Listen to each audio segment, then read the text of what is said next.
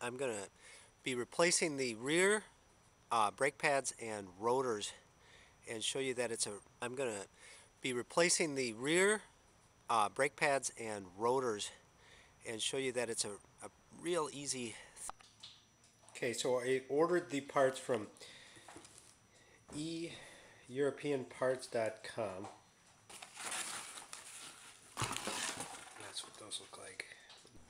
Okay, before you get started, what you're going to want to make sure you have, and you're going to need for this job is, well, you don't need an air wrench, but need a 17 millimeter socket.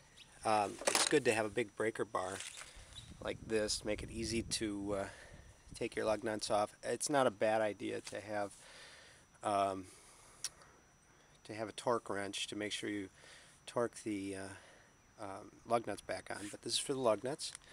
Of course, you're going to need your new brake pads and your rotor. This is to put on the back of the brake pads to make sure they don't squeak. I think it's vital that you get one of these. This is a T45 star tool. You're going to need this to take the caliper off.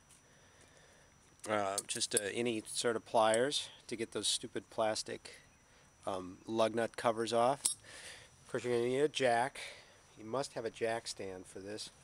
And then one of the most important things is this is just a, see if I can read it, a disc brake caliper tool set. This is sort of a universal thing, and they're not. It's like 25 bucks. Oh, and then I should say the other thing you're going to need to get the caliper off is it has a Torx bolt on it, and I'll show you that in a bit. But the Torx bolt is an E18 on the rear. It's an E20 on the front, and what I found was that it was almost impossible to find an E18 or an E18 or an E20 socket just for your breaker bar. Sears didn't have one, the auto parts didn't have one, but they did have this set of universal wrenches which fit all sorts of different things here, including the E18 and E20. It's not ideal. It'd be better to have a socket because there's I think it's 120 foot-pounds of torque on that to get that bolt off, and it's also covered with Loctite, so it's very difficult to get off, and you'll see that in a minute. But this did the job adequately, and I got a new set of wrenches out of it. It rounded it off a little bit, but it worked okay. Okay, so the first thing we have to do is take the plastic lug nut covers off, and these are just, we'll just pull off with your pliers. Although you could have your parking brake on right now, you can't really have your parking brake on when you're getting your brakes off, or you won't be able to get the brake rotors off. So just another reason why it's pretty vital to have a jack stand. Okay, on the Saab there's a little triangle which shows you where the jack is supposed to go, and underneath you'll see there's a plastic little box that can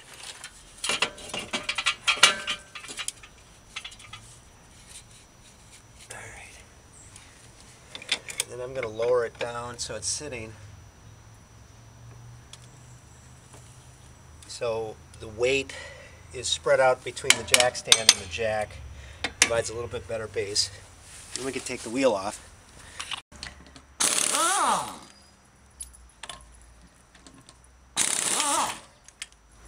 Now if you were just replacing the pads, then it's a whole lot easier.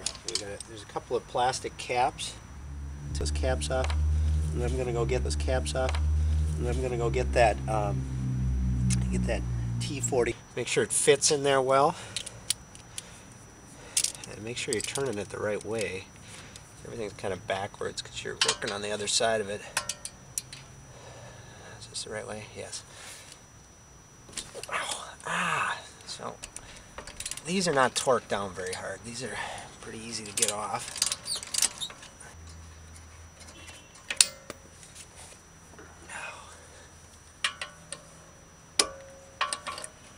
Okay. I'm going to just take these all the way out so I don't lose them. Put them with our lug nuts. Again, a little disclaimer here. While I do this, I am not a mechanic by any means, which is, again, a little disclaimer here. While I do this, I am not a mechanic by any means, which is good in that if I can do it, anybody can do this. I guess it's bad because I could be... This thing, whatever it is, will just come off like that. We can put it back on later. So I'm sure it's necessary. Now, should be able to just pry this sucker off. The brake pads are going to stay behind. I think it's important that you don't just let this hang, because we don't want. This is the brake line here. We don't want to stress that out. This is the emergency brake cable. Set that over there. Okay, I'm going to show you how this brake caliper tool works, because if you're, frankly, I'm not sure I need to replace these rotors because they're not that worn. And if you're not going to replace them and you're just replacing the pads, at this point you can remove the stock pads. This little one with the spring goes in the back. You remove these and you put your new ones on there. I'm just going to discard those, but I'm going to show you how this works. You got to get it set up. This is a little tricky. So this, you got to find the right plate and the right end. There's all different sizes. This one works for the Saab. It also works for my Audi. And then you got to find this plate here, and it goes on this way. This, which is a little confusing, but that's how that works. And you're gonna, there's little holes. I can't see them, but there's holes in the caliper that match these pins here. Push this all the way down so you got the most room and get it in here easy. It's going to go into that hole. Get those pins in there. Okay. And gotta make sure those pins are in that hole because it's got to kind of screw it in as it goes in.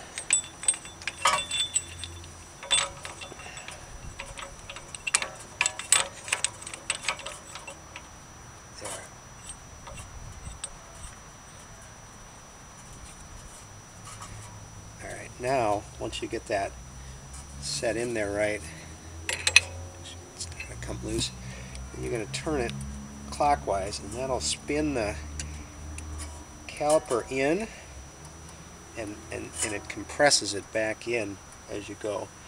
One thing you probably want to check is to make sure that as you push this in, if you've added any brake fluid to your system. I haven't, so it should be okay.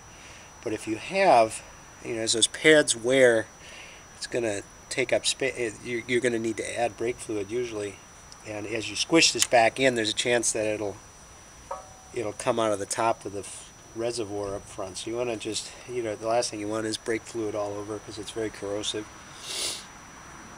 So I'm going to just keep turning it all the way back in. Kind of just go. It's really easy to do this. And there, stopped. That's where you stop. You take your wrench, back this off.